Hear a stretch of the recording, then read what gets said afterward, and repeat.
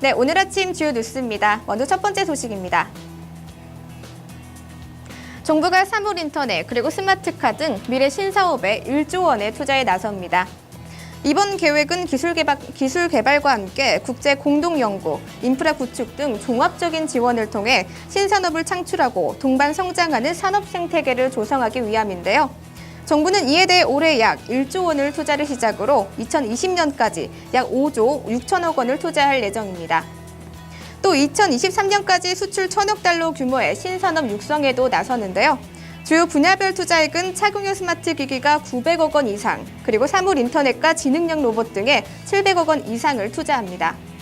그 밖에 정부는 기술 개발을 위해 개발 초기 단계부터 핵심 소프트웨어를 연계해 기술 개발도 추진해 나갈 방침입니다.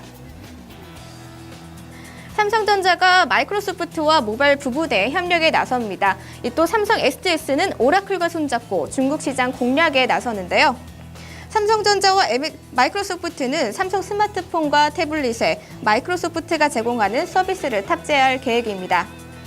이번 제휴를 통해 삼성전자는 B2B 시장 공략을 위해 클라우드 서비스를 결합하거나 서버 분야에서도 협력을 가속화할 방침입니다. 이와 함께 삼성 SDS는 IT 기업 오라클과 협력해 중국 시장 공략에 나서는데요.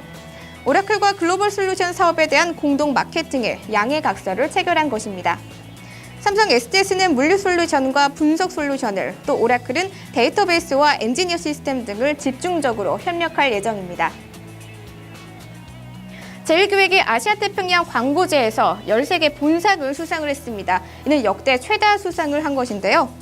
매년 3월에 열리는 아시아태평양 광고 페스티벌, 즉 에드페스트는 아시아 광고연맹이 주관해 태국에서 시작한 아태 지역의 대표적 광고제입니다.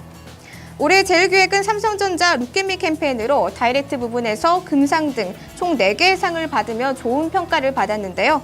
이 캠페인은 삼성전자와 제1기획이 자폐를 겪는 어린이들의 소통을 돕기 위해 애플리케이션을 개발한 프로젝트입니다.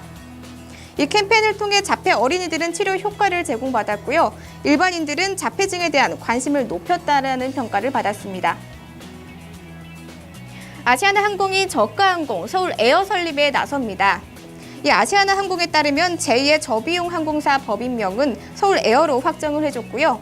자본금 규모는 150억 원 이상으로 법인 설립 최초 출자금은 5억 원입니다. 이를 위해 아시아나 인력으로 이달 초 태스크포스를 구성해 초기 회사 설립과 사업 면허 등에 나서는데요. 그리고 서울에서는 이후 자체 채용 인력으로 운영될 예정입니다. 다만 현재 아시아나의 저가항공 추진에 대해 기존 저가항공사들과 에어 부산 등과의 마찰을 빚고 있는 상황입니다. 네, 마지막 소식입니다. 네이버가 관심사 SNS인 폴라를 공개 서비스에 돌입을 합니다.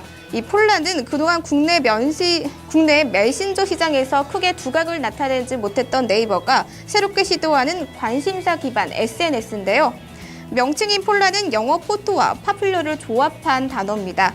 비슷한 관심사를 지닌 사람들끼리 이미지와 동영상을 실시간으로 공유하는데요. 또 태그를 통해 공감하고 소통하는 서비스가 됩니다. 기존 SNS가 지인과의 관계에 기반한 소통이었다면 폴라는 전혀 모르는 타인들과도 관심사를 나눌 수 있는 매개체가 되는 것입니다. 서비스 출시를 위해 네이버는 비공개 테스트 기간 동안 접수된 의견을 바탕으로 기능을 업그레이드 해갔는데요. 이 네이버가 SNS 시장에 새로운 서비스를 도입하면서 오늘 증시에는 어떠한 영향력을 불어넣어둘지 지켜보시길 바랍니다. 지금까지 오늘 아침 주요 뉴스였습니다.